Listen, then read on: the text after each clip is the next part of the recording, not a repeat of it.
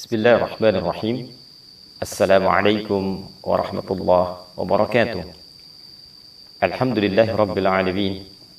Wassalatu wassalamu ala rasulillahil karim, nabiyyina wa sayyidina Muhammadin wa ala alihi wa sahbihi ajma'in, wa ba'd.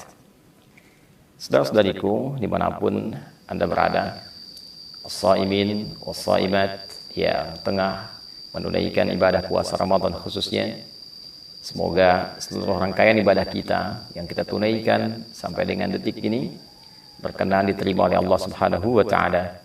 Baik puasa yang kita tunaikan dari mulai fajar tiba sampai dengan maghrib datang, pun demikian dengan ibadah malam kita, salat-salat kita, tilawah Quran kita, zikir kita, dan taubat kita kepada Allah Subhanahu wa taala.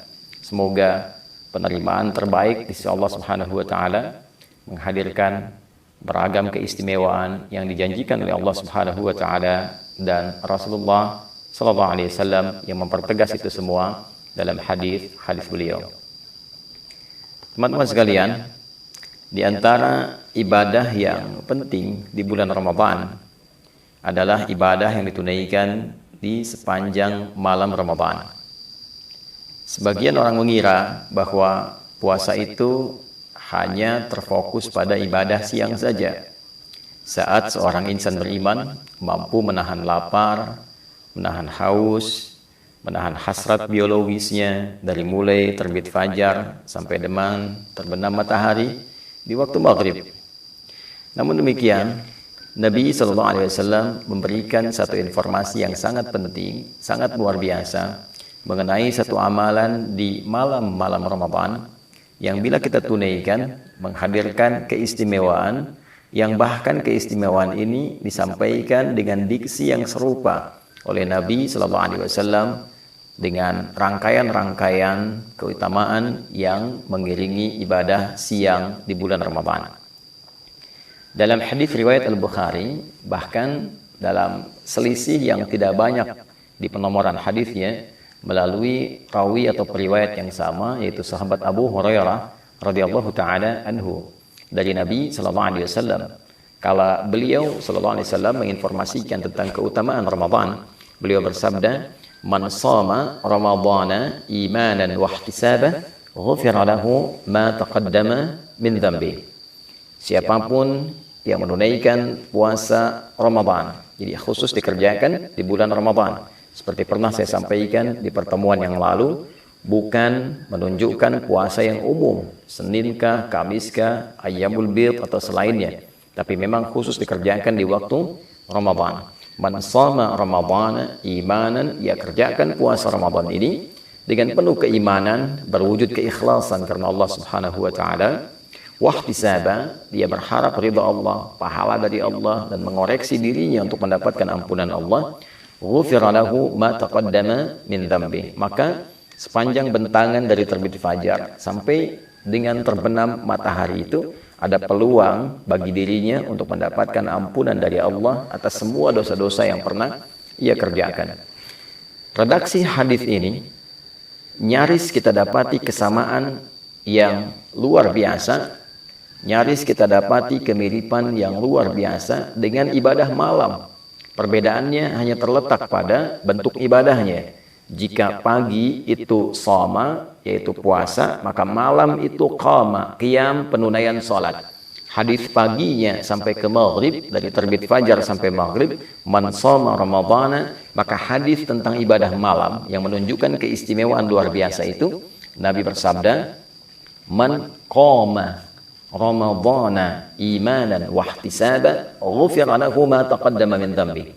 Siapapun yang menunaikan ibadah qiyam khusus di malam-malam Ramadan, qama Ramadhana. Jadi qiyam ini baik itu qiyamul lail sifatnya, baik itu tahajud ataupun witir, dikerjakannya khusus di malam-malam Ramadan, bukan di luar malam Ramadan. Bukan Al-Muharram, bukan Safar sampai dengan Rajab, ya, atau bahkan Syawal, atau bahkan kemudian Dzulqa'dah, Dzulhijjah. Ini khusus sepanjang malam Ramadan saja. Man qama Ramadhana, siapapun yang mampu menghidupkan malam Ramadan dengan menunaikan qiyam. Qiyam di sini dimaksudkan salat. Karena redaksi salat di dalam Al-Quran seringkali diiringi dengan turunan kata qama. Baik itu dari qamanya ataupun aqamanya.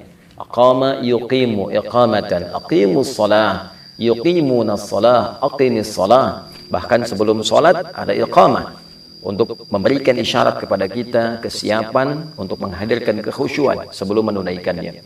Man qama Ramadhana, siapapun yang menunaikan, menghidupkan malam Ramadan, menunaikan salat dengan penuh kekhusyuan, imanan, dan dia kerjakan salat ini karena Allah. Bukan karena trennya orang bangun, dia bangun. Bukan karena trennya orang menunaikan salat ini berjamaah, dia ikut berjamaah. Bukan karena trennya menunaikan salat di masjid fulan, masjid X, masjid yang ramai, lalu dia ikut ke situ hanya untuk mengupdate statusnya. Bukan. Dia kerjakan semua ini untuk mengharapkan ridha Allah Subhanahu wa taala. Wahtisabah. Dan dengan keikhlasannya ini, dia berharap benar ridha Allah, pahala dari Allah, seraya dia menghidupkan nilai evaluasi bagi dirinya. Dia evaluasi dirinya, dia bermuhasabah. Ghufira lahu ma taqaddama min dhanbi. Sama persis kalimatnya. Maka ia berpeluang mendapat ampunan Allah Subhanahu wa taala dari semua dosa yang pernah ia kerjakan selama hidupnya. Jadi antara ibadah siang dengan ibadah malam, satu ada keistimewaan yang serupa, yaitu sama-sama berpeluang menghadirkan ampunan Allah Subhanahu wa taala. Serupa dengan hadirnya peluang ampunan dosa dari Allah Subhanahu wa taala. Oleh karena itu, ibadah malam ini tidak boleh disia-siakan. Jadi sebagian ulama bahkan berkomentar jika ada orang yang menunaikan puasa di terbit fajar sampai dengan maghrib menjelang malam itu, dia menunaikan puasa dengan sempurna, benar puasanya. Tapi dia tidak mengerjakan qiyam di malam harinya, tidak menunaikan sholat di malam harinya, maka seakan ia tidak mendapatkan kesempurnaan Ramadan. Karena ia berpeluang mendapatkan ampunan di siang harinya, sementara malamnya dia tidak mendapatkan anugerah serupa karena tidak mengambil peluangnya. Jadi ini yang pertama. Itulah yang menjadikan beberapa sahabat sampai istri Nabi SAW, khususnya Sayyidah Aisyah radhiyallahu taala anha, begitu memburu kesempatan malam-malam Ramadan. Ya, karena selain ada ampunan dosa, ada peluang yang kedua, yaitu peluang mendapati malam Al-Qadar. Ya, peluang mendapati malam Al-Qadar. Karena ada hadis dengan redaksi yang lain yang memberikan penjelasan, memberikan tafsiran tentang keutamaan menunaikan ibadah salat di malam-malam Ramadan ini. Jadi kalau hadis pertama tadi, man qama Ramadhana imanan wa ihtisabah, maka hadis yang kedua, man qama Lailatul Qadri imanan wa ihtisabah, ghufira lahu ma taqaddama min dhanbi. Jadi antara hadis satu dengan yang lainnya saling menafsirkan. Yang pertama menunjukkan jenis ibadahnya yaitu salat di malam-malam Ramadan. Yang kedua memberikan kesan bahwa di antara malam-malam penunaian Ramadan itu akan ada peluang satu malam yang istimewa, yaitu malam Al-Qadar. Jadi orang yang mampu menghidupkan malam Ramadan dan menunaikan sholat di dalamnya, maka di antara peluang yang ia dapatkan adalah kesempatan besar mendapatkan anugerah malam Al-Qadar.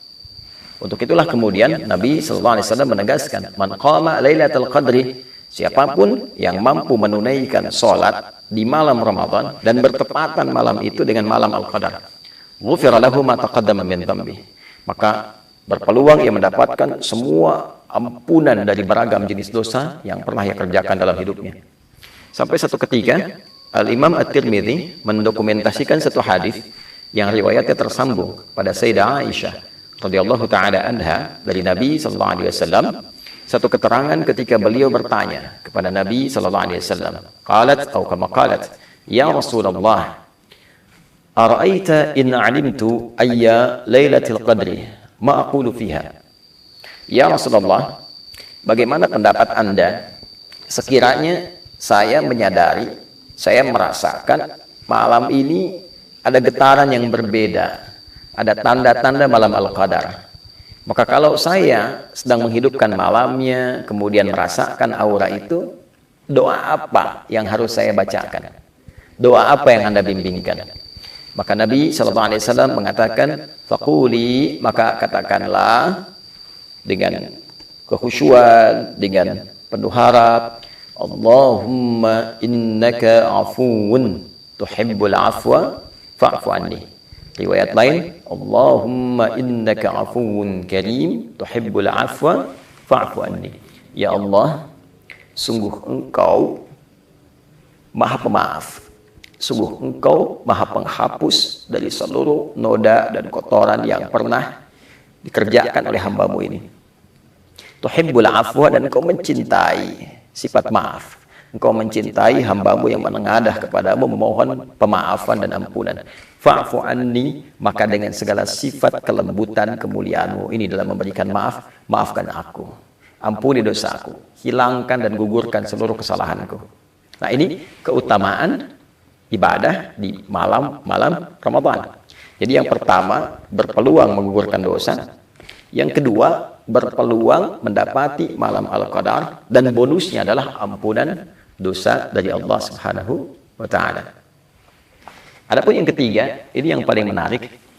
Salat yang ditunaikan di malam Ramadan juga memberikan manfaat besar bagi kedamaian hati, ketenangan jiwa. Nah, orang-orang yang sering gelisah gitu kan, orang-orang yang diliputi oleh ketakutan berlebihan, ingin rapi, mendapatkan ketenangan jiwa, mendapatkan kedamaian, maka di antara tips yang disampaikan melalui riwayat-riwayat yang valid kepada kita adalah penunaian sholat di malam-malam Ramadan. Jika kita menunaikan satu ibadah, dan ibadah itu berdampak pada ketenangan jiwa kita, pada roh kita, roh yang mengisi nafas kita, jiwa kita, maka ibadah itu, pekerjaan itu disebut dengan tarwihah namanya. Rawwaha yurawwihu tarwihan. Wa tarwihatan sifatnya. Sesuatu yang bila dikerjakan memberikan ketenangan kepada jiwa. Bila kita kerjakan berkali-kali, sekali, dua kali, lalu jeda sebentar, lalu sambung lagi terus 3 kali, 4 kali, ada yang 11 kali, ada yang 23 kali, ada yang lebih daripada itu. Dia jamakkan hingga mendapatkan ketenangan dan kedamaian dalam hatinya itu, maka bentuk jamaknya disebut dengan tarawih.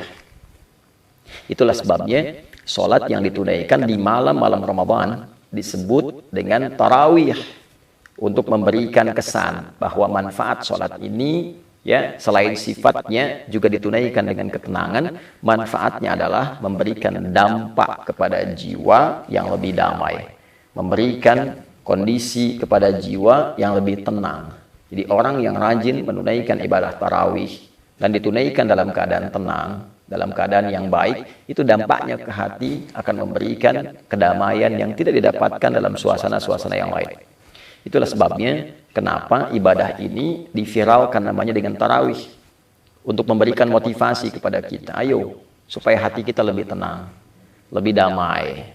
Yang kedua, ayo lakukan dengan tenang, bacaannya yang baik, jangan buru-buru, jangan tergesa-gesa, lakukan dengan penuh kedamaian sampai mendapatkan gelombang, frekuensi-frekuensi ke dalam jiwa kita yang menghunjamkan kedamaian pada hati. Cari imam-imam yang baik, yang memberikan getaran-getaran yang menenangkan kepada jiwa. Nah, itulah manfaat ibadah-ibadah yang ditunaikan di malam Ramadan, khususnya sholat yang kita hidupkan sepanjang malam Ramadan. Jadi sholat tarawih, qiyam Ramadan bukan ibadah biasa. Sholat ini berpeluang menghadirkan ampunan Allah Subhanahu wa taala. Sholat ini berpeluang menghadirkan keutamaan datangnya malam Al-Qadar. Sholat ini berpeluang memberikan kedamaian kepada jiwa. Masuk ke masjid dalam keadaan yang belum tentu damai sepenuhnya, pulang dalam keadaan yang tenang. Bila pun ajal tiba, wafat dalam keadaan tenang. Ditanya malaikat dalam keadaan tenang, kembali kepada Allah dalam keadaan tenang. Itu diantara keutamaan yang tersaji dari menu-menu ibadah Ramadan. Pilihannya kembali kepada kita. Jika Allah sudah membentangkan siang dan malam dengan beragam keistimewaan yang menghadirkan rahmatnya untuk mengembalikan kita dalam keadaan yang mulia, untuk menenangkan dan menghunjamkan kedamaian pada jiwa kita, untuk memberikan pahala yang bahkan melebihi 1000 bulan. Bila dengan itu semua belum tergerak kita untuk menyambutnya, maka dengan cara apa lagi Allah memberikan peluang kepada kita untuk mengembalikan diri kita dalam keadaan yang baik? Saudara-saudariku, Kita diciptakan dalam fitrah yang baik. Kita diciptakan dalam kondisi yang mulia. Ramadan memberikan peluang kepada kita untuk mengembalikan kita dalam keadaan fitrah yang baik dan mulia itu. Mari kita menyambutnya, mari kita hidupkan, dan semoga Allah memberikan kekuatan kita untuk mengoptimalkan semua amalan dan keistimewaan yang tadi disampaikan. Allahumma taqabbal minna innaka antas sami'ul alim wa tub 'alaina innaka antat tawwabur rahim. Allahumma ij'alna min muqimis shalah wa nakhussuka ya Allah warzuqna ya arhamar rahimin bil quwwah wal hubb ya arhamar rahimin bil quwwah wal hubb at-tam li iqamati at-tarawih مخلصين لك الدين يا رب العالمين صلى الله على سيدنا محمد وعلى آله وصحبه أجمعين وآخر دعوانا أن الحمد لله رب العالمين. Demikian Adi Hidayat, selamat berbuka. Kami dari Mira. Assalamualaikum warahmatullahi wabarakatuh.